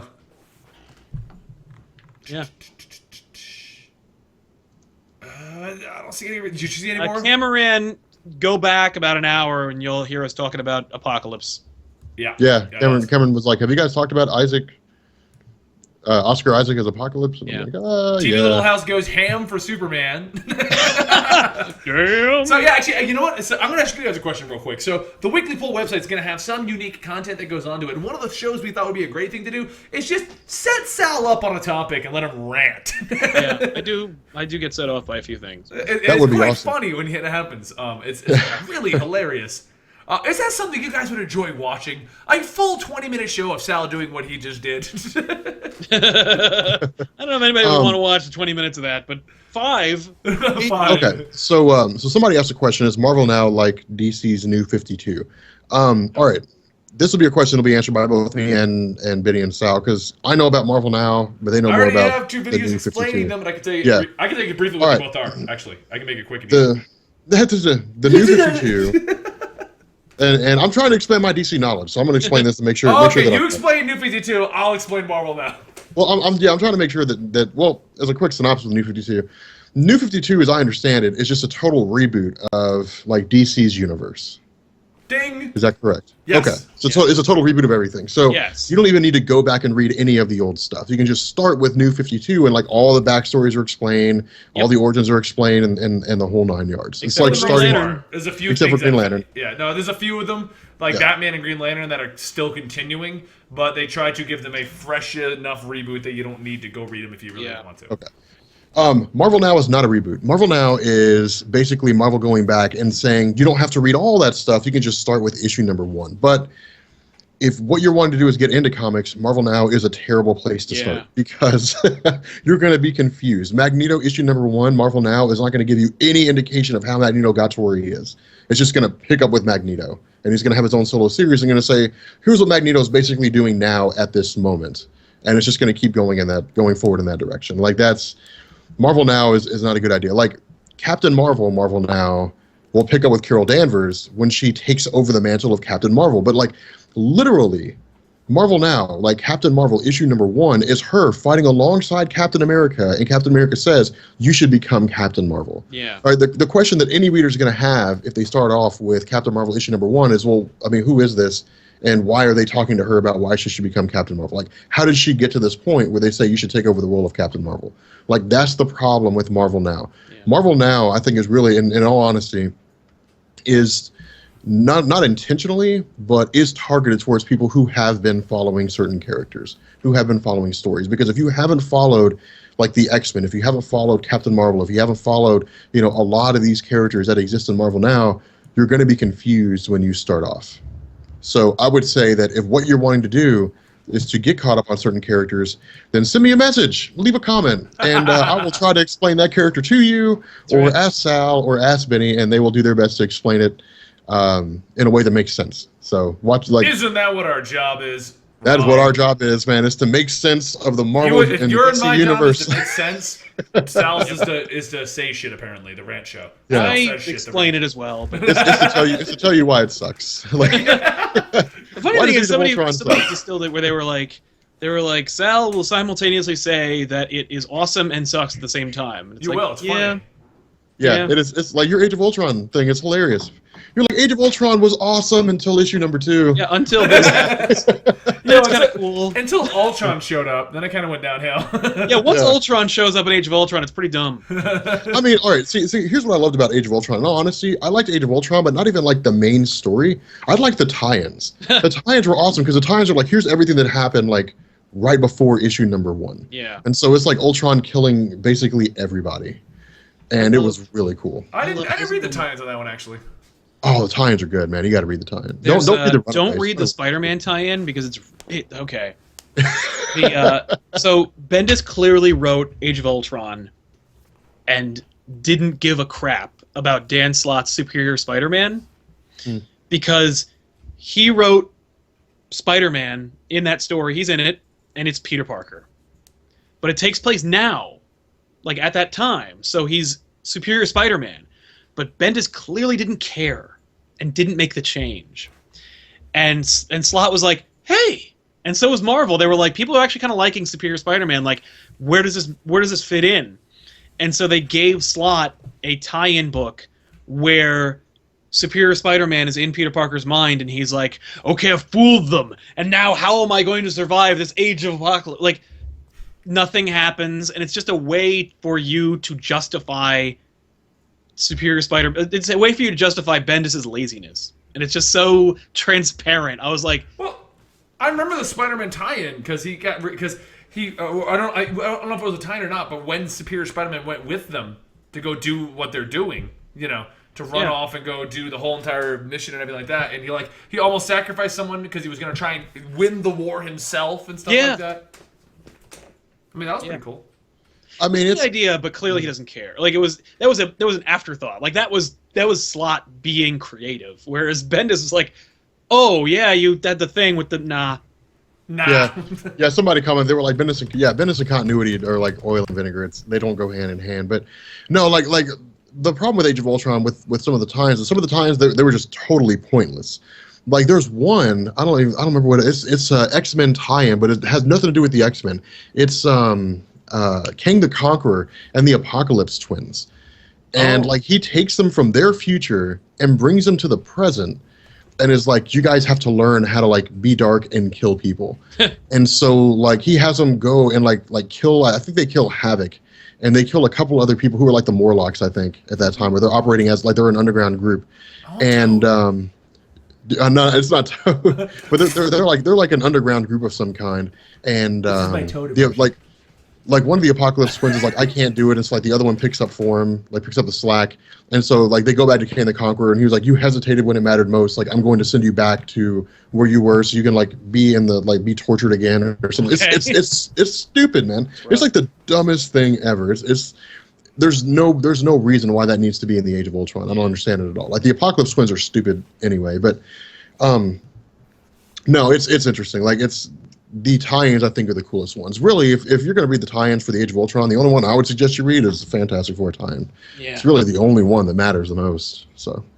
Yeah. Okay, so Buck Pones wants to know if Final Fantasy XIV got any better, because it's being played in the background over there.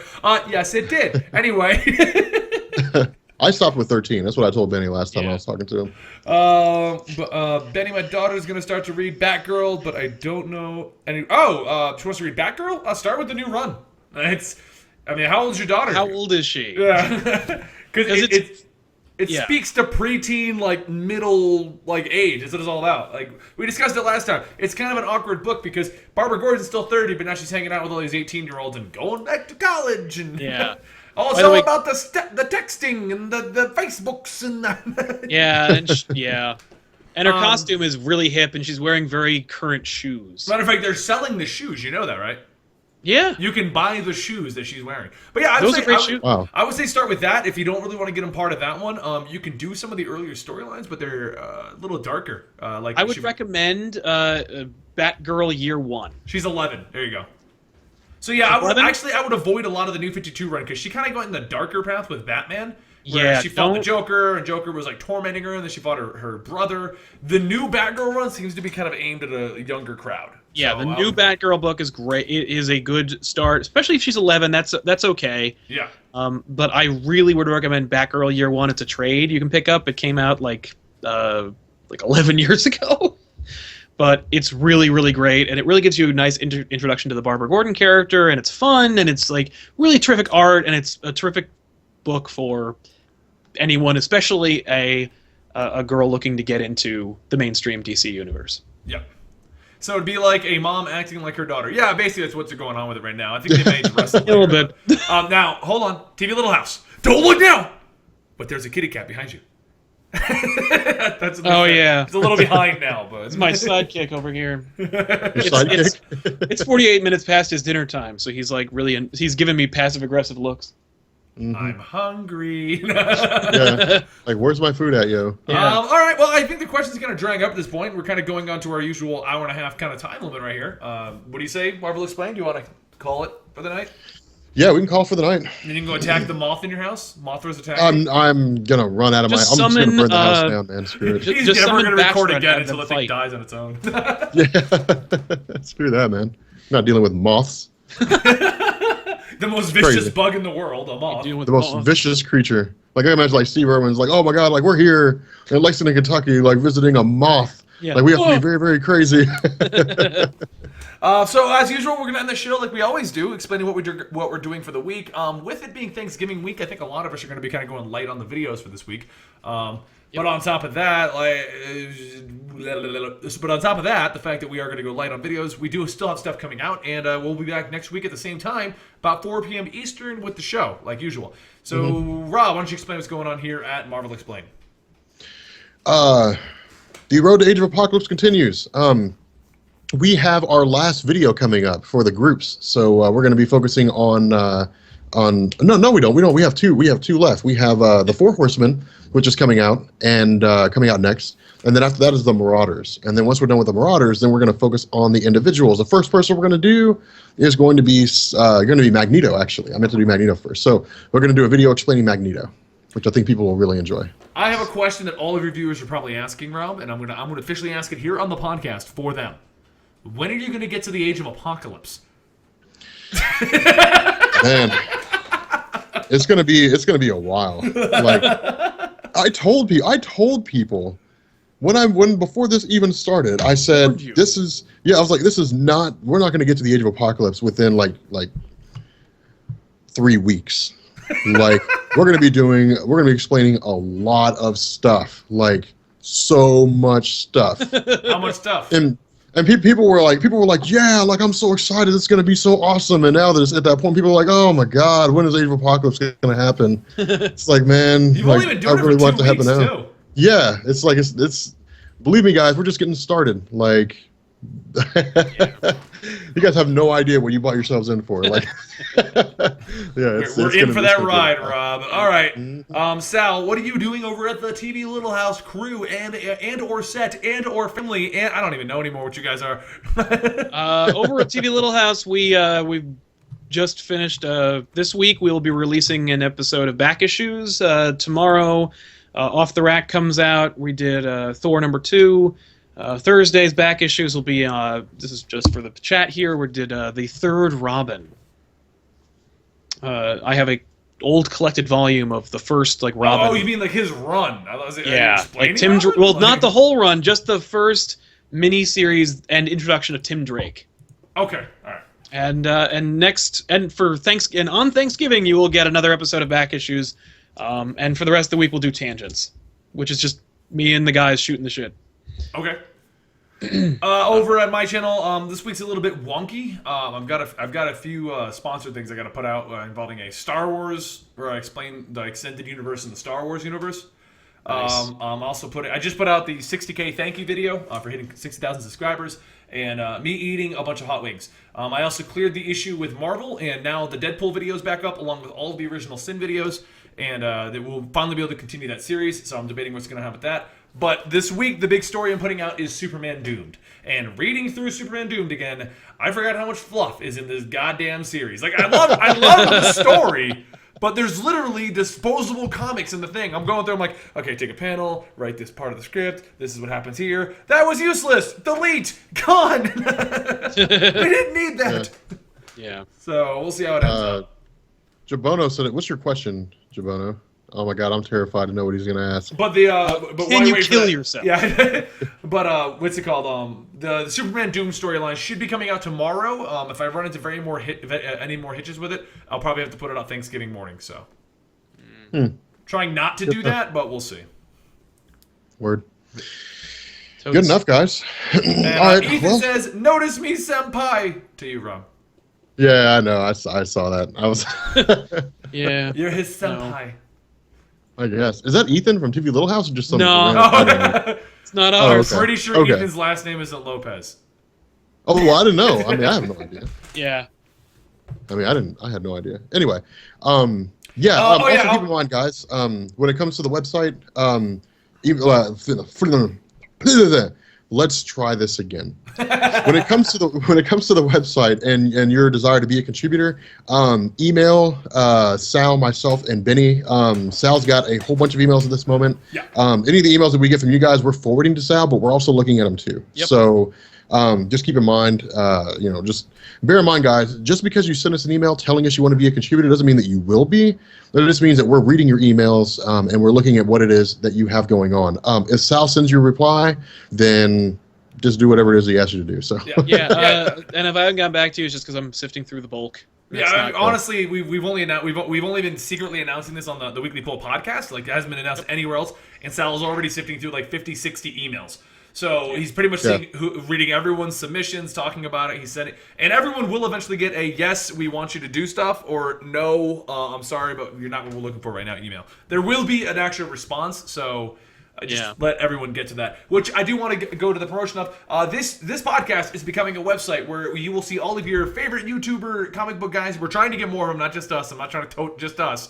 We're talking to quite a few other ones to join us onto a centralized comic book entertainment website of all of your YouTubers, plus some articles and fun things to do in a community. It's going to be theweeklypoll.net. It's launching January 1st. If you go there right now, there is a placeholder. If you want to be a part of this in any way, shape, or form, even if you just want to be a forum moderator or that kind of a thing, email us. I'm a comicstorian@gmail.com. Marvel Explained is rob@marvelexplained.com, and Sal is sal@tvlittlehouse.com. Email us. We're sifting through. We're getting it set up. This is a lot. This is already blown up to a much larger scale than we were expecting, so it's taking us some time to get back to people. Yeah. But we are getting it done. We're getting it set up, and we're excited. I hope you guys are excited too. Yeah. It's gonna be rad.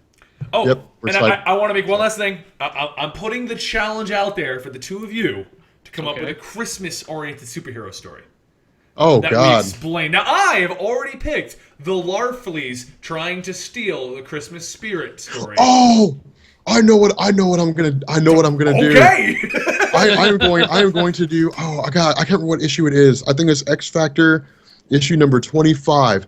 At the end of the episode, or at the end of the comic, it's Apocalypse returns with his 4 horsemen, and he at the very end he's got a glass in his hand, and I think Caliban's as a horseman at this point too, but they've all got their glasses and like they're toasting, and Apocalypse says, "Merry Christmas, X-Men. It may very well be your last." I really want to do that story. So do that. We all got to do Christmas. I am doing that. And I'm going to cook the Larfleeze Orange Lantern cookies on mine. So I'm throwing the challenge out there. Beat my Christmas video, guys. You have a month to come up with a better plan. Well, I've already got a Christmas special that's cheating. That is cheating. That is cheating. You need to do a Christmas back issues. That's cool. I will be doing a Christmas back issues, but we will also be coming out with a Christmas special that we do every year. This will be the 4th year we do a Christmas special. Come to the channel, check out the Last Time Follower. Oh, God, dude! Like the last, I was looking at the thing. I like how there's just like it looks more like a sketch comedy thing, like a variety thing. That's what we were starting to be. That's what TV Little House started out trying to be. Was we were going to be like we would just make videos with everybody. My favorite one. All right, if you guys here haven't seen these, you guys need to go over to TV Little House and look at them. There's one, the one that I saw. It had there was one skit with Ben, and Ben was talking about how what was he talking about, like free food and stuff, and he was the one where he was talking about going to like a homeless shelter and getting free food. He's like, that's the last. That was Christmas 365. That's where he. Yeah, he's like, just go there and like tell him like you have crippled children or something like that. And he's dressing up as a homeless person. He's dressing up as a homeless person. Yeah. That's my favorite one. For those of you guys wondering what we're talking about, go to the really old episodes on TV Little House, and you'll see what Sal was doing before we found him, and he was like, I can just talk about comics all day? Okay. Yeah. Go to the episode. We have the teaser for the Last Time Follower. In the description, we have a link to each Christmas special. So there you go. Okay, yeah, it was issue number 27. Oh, it is 27. Thank you, Chris Lowe. Okay. All right, and on that note, we're going to end this episode of the Weekly Pull as usual. We will be back here next Tuesday at about 4 p.m. Eastern. If we're not live, that's because Rob is having an issue like he does every week with his computer. You could have just gone with it. I wasn't going to go into it and explain how you couldn't get your computer to work. Yeah, well, you know. Anyway, you guys can see us here as usual.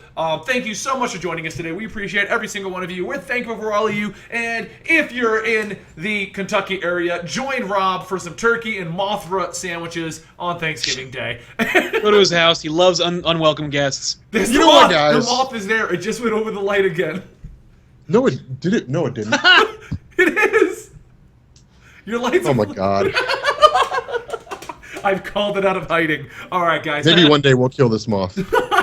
We'll see you guys next time right here at Marvel Explained. Batman. That's not Marvel.